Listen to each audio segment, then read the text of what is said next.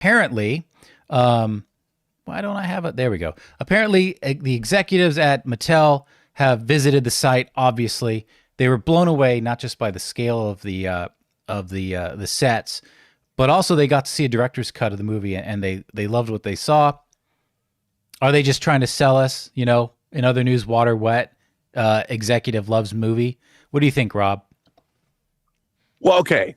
I have to say that, obviously Gary Goddard's 80s He-Man movie, Masters of the Universe, it's not the greatest, but Frank Langella was a great Skeletor, and Dolph Lundgren certainly looked the part. Mm-hmm. I think one of the things that disappointed people so much is that a lot of it took place on Earth. Right. Now, I have to say, to be honest, I was not looking at all forward to this movie until Travis Knight became the director of this. Travis Knight obviously directed the Transformers movie Bumblebee. He also directed Kubo and the Two Strings. He founded Leica Studios with money from his dad, Phil Knight, the founder of Nike. Right. But I sat down with him and interviewed him once for a licensing before he started directing Bumblebee. He was an incredibly impressive guy. And he really loved Transformers. He really loved the He-Man franchise. He talked about it. To me, he's proven his chops both with Kubo and Bumblebee in how to make a great fantasy film.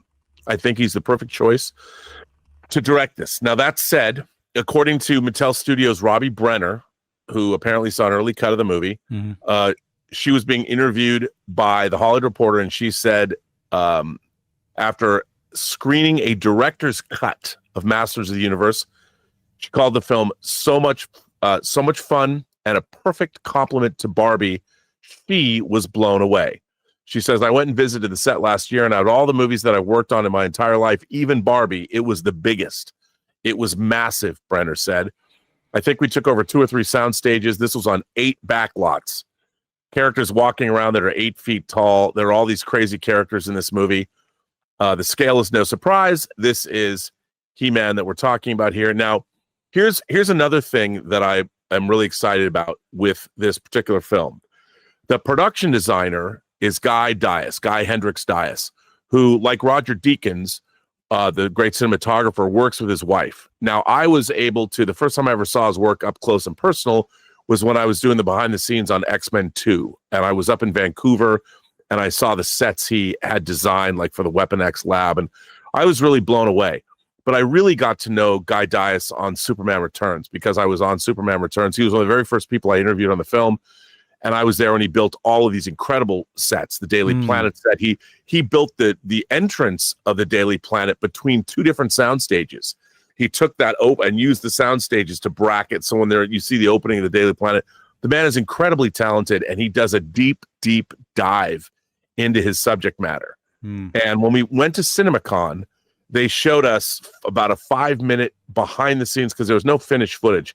We saw behind the scenes reel of them shooting this film. And like Rob Brenner says, on the sound stages, the design work was incredible. The look of Eternia, they showed behind the scenes images of like Idris Elba as Man-at-Arms. I've talked about this on the show before, the sorceress costume. I actually contacted Guy and asked him a few things. I'm like, bruh, there's no Battle Cat in this footage. He's like, don't worry. He's got this great English accent. Yeah. And he told me a few other things that I cannot share, but it made me really excited. And between Travis Knight directing and Guy Hendrix Dias and his entire design team, I think this is the movie that people don't want to sleep on. I think this is going to be an epic. Now, when someone says, if they're comparing Barbie to this, that gives me pause, to be honest.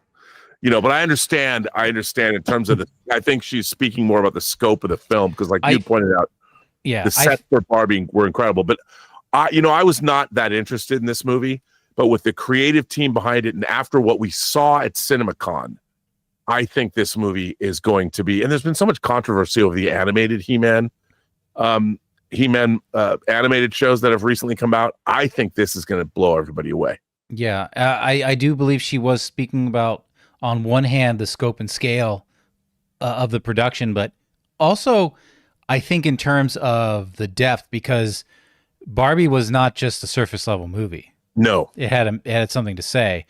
And I'm not saying we're going to get some like wonderful message out of like Masters of the Universe, but it's still going to be a deeper and probably more emotionally attached than, just a surface level, shallow film.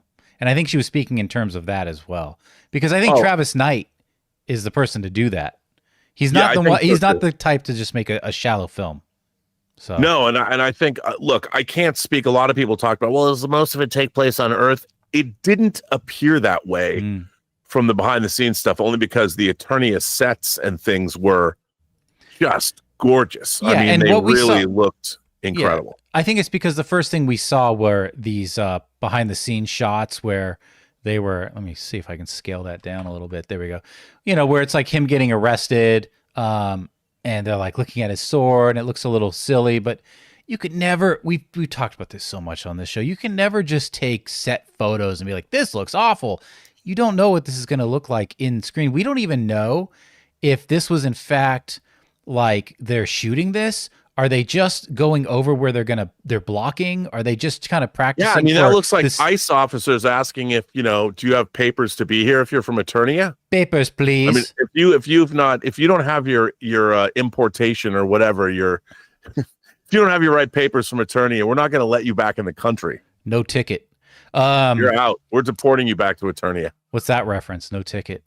Guys, we want to take a second to thank the sponsor of today's video, Zapier. One of the biggest game changers of the past year has been AI. But let's be real, just talking about AI doesn't actually make your day any more productive. What does make it more productive is finding tools to put AI to work for you. And that's where Zapier comes in. Zapier is the easiest way to take AI and plug it directly into the apps and processes that you're already using every day. No IT bottlenecks, no complexity, just results. For me, it's been about saving time on repetitive stuff so I can focus on the work that matters and I actually enjoy. And it's not just me. Over 3.4 million companies are already using Zapier to streamline everything from sales and marketing to IT and HR. With their AI orchestration platform, you can connect top AI models like ChatGPT or Claude right into the apps you already use. So whether it's automatically enriching leads, coaching your sales team, or even resolving IT tickets, Zapier makes it simple. Guys, join the 3.4 million companies already automating with Zapier and transform how you work with Zapier and AI. Get started for free by visiting zapier.com/Campea. That's zapier.com/Campea. So again, like this could just be like